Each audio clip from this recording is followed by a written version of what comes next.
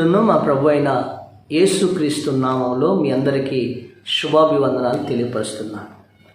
హెబ్రీయులకు రాసిన పత్రిక 6వ అధ్యాయము 14వ వచనం చూసినట్లయితే, నిశ్చయముగా నేను నిన్ను ఆశీర్వదింతును, నిశ్చయముగా నేను నిన్ను విస్తరింపచేసేదను.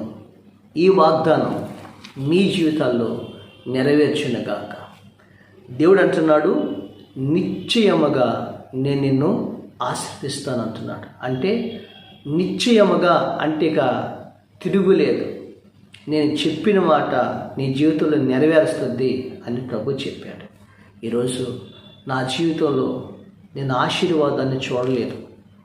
నా జీవితంలో కీడు తప్ప, నా జీవితంలో అపజయమే తప్ప, నా జీవితంలో అపనిందలు తప్ప ఆశీర్వాదం అనేది నా జీవితంలో లేదు అని అనుకుంటున్నాను. నీ జీవితం అంటున్నాడు, నిశ్చయముగా నిన్ను ఆశీర్వదిస్తాను అని ప్రభు చెప్తున్నాడు. ఈ మాట ఎవరితో తెలుసండి? జ్ఞాపకం చేసుకోండి. అబ్రహాముతో చెప్తున్నాడు ఈ మాట. అబ్రహాముతో చెప్తున్నాడు. 13వ వచనం చూసినట్లయితే, దేవుడు అబ్రహామునకు వాగ్దానం చేసినప్పుడు వాగ్దానం చేశాడు, అబ్రహమా నేను నిశ్చయముగా ఆశీర్వదిస్తాను, ప్రమాణం చేసి నేను చెప్తున్నాను, నిశ్చయంగా ఆశీర్వదిస్తాను. అబ్రహాము 75 సంవత్సరాల వరకు శాపగ్రస్తమైన జీవితంలో జీవించాడు, సంతానం లేని వాడుగా జీవించాడు.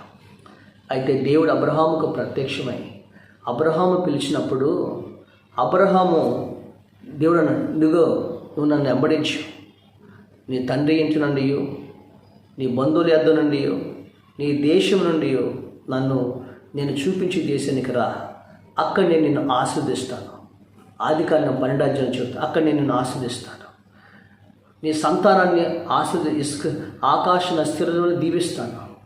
ఇదిగో నేను నిశ్చయముగా విస్తరింప చేస్తాను, నీవే ఆశీర్వాదకరంగా ఉంటావని దేవుడు వాగ్దానం చేశాడు.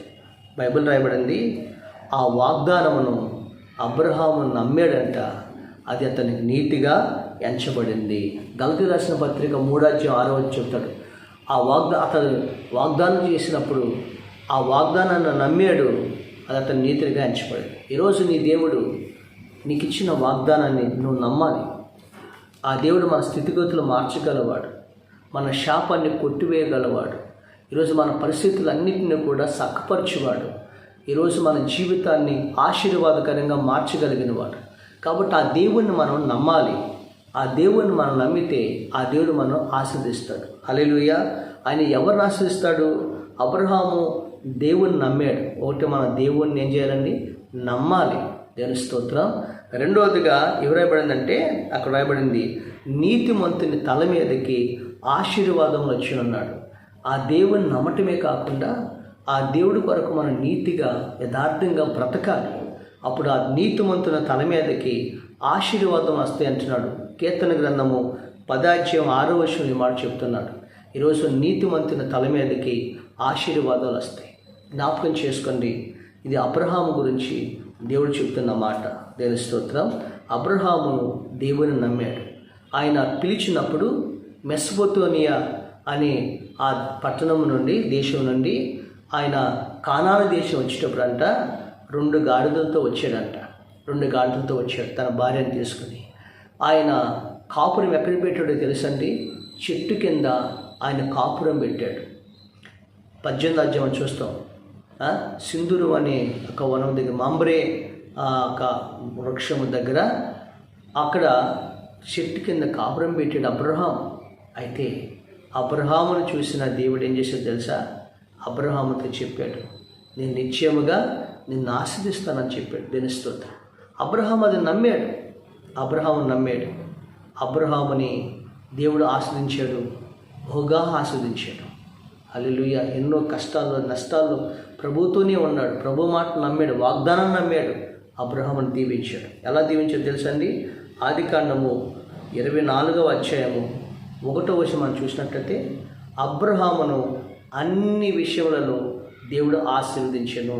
ఒకటని కాదు, అబ్రహామును అన్ని విషయములలో ఏం చేసి దేవుడు ఆశీర్వదించాడు. ఆయన పశువులనేమి, గొడ్లనేమి, అన్ని విషయాలు దేవుడు ఆశీర్వదించాడు. హల్లెలూయా. అది మనం చూస్తాం 24వ అధ్యాయము 34వ వర్షం మనం ఆదికాండలో చూసినట్లయితే అక్కడ అంటాడు, ఎలియాజరుని ఒక దాడి చేసి చెబుతాడు, నా యజమాని ఆ దేవుడు బహుగా ఆశీర్వదించాడు. ఆదికాండం 24వ అధ్యాయము 34 చెబుతాడు, నా యజమాని దేవుడు బహుగా ఆశీర్వదించాడు. అతనికి గొర్రెలను, ఒడ్లను, గొర్రెలను, ఒంటెలను, ఆయన వెండి బంగారములను, దాసీలను, ఒంటెలను, గొడ్ల భూముల ఆస్తి సమస్తమును నా యజమాడు బహుగా ఆశీర్వదించిన అంటాడు. స్తోత్రం కలిగిన ఈరోజు నీ వ్యాపారాన్ని దీవిస్తాడు, నీ ఉద్యోగాన్ని దీవిస్తాడు, ఈరోజు నీ పంట పొలాల్ని దీవిస్తాడు, నీ బిడ్డల చదువుల్ని దీవిస్తాడు. ఈరోజున దేవుడు నువ్వు ఏ విషయాలైతే ప్రార్థన చేసావో, నీకు ఏ విషయం వాగ్దానం చేశాడో అది నిశ్చయముగా దేవుడు నెరవేరుస్తాడు. హల్లెలూయా. మీ జీవితంలో నెరవేర్చును గాక, మీ శాపాన్ని కొట్టివేయను గాక నీకు స్తోత్రం. అలాగనని అప్పుడు అబ్రహాము ఆస్వాదించాడు అని రాయబడింది బైబిల్ గ్రంథంలో. అక్కడ ఆస్వాదించాడు. ఆ తర్వాత అబ్రహాము అంటున్నాడు, వృద్ధాప్యాయములో నా యజమానికి ఒక కుమారుని దయచేశాడు.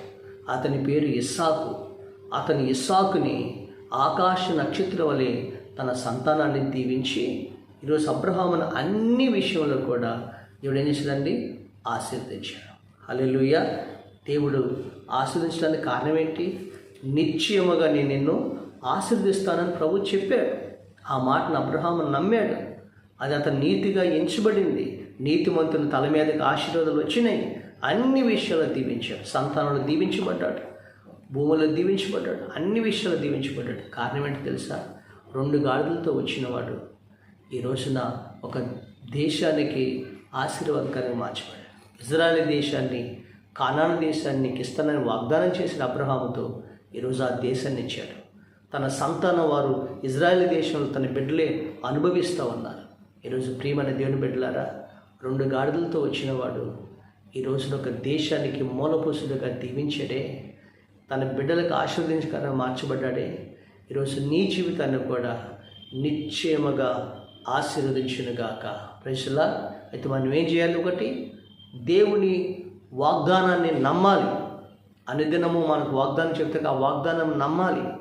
2, ఆ దేవుని కొరకు నీతిగా బ్రతకాలి. అప్పుడు నీతిమంతుని తల మీదకి ఆశీర్వాదం వస్తుంది. అబ్రహామును అన్ని విషయాల్లో దీవించినట్లుగా నిన్ను కూడా గర్భఫలం విషయంలో, భూఫలం విషయంలో, ఈ రోజున అన్ని విషయాల్లో నేను దేవుడు నిశ్చయముగా దేవుడు ఆశీర్వదించునుగాక. ఆమేన్. పరిశుద్ధుడైన మా తండ్రి, ఈరోజు ఇచ్చిన వాగ్దానము మా జీవితాల్లో మీరు నెరవేర్చమని ప్రార్థిస్తున్నాను. మీరే దీవించండి ప్రభా. కృతజ్ఞతాస్తుతులు స్తోత్రం చెల్లిస్తాను. యేసు నామమున చిన్నాము తండ్రి. ఆమేన్.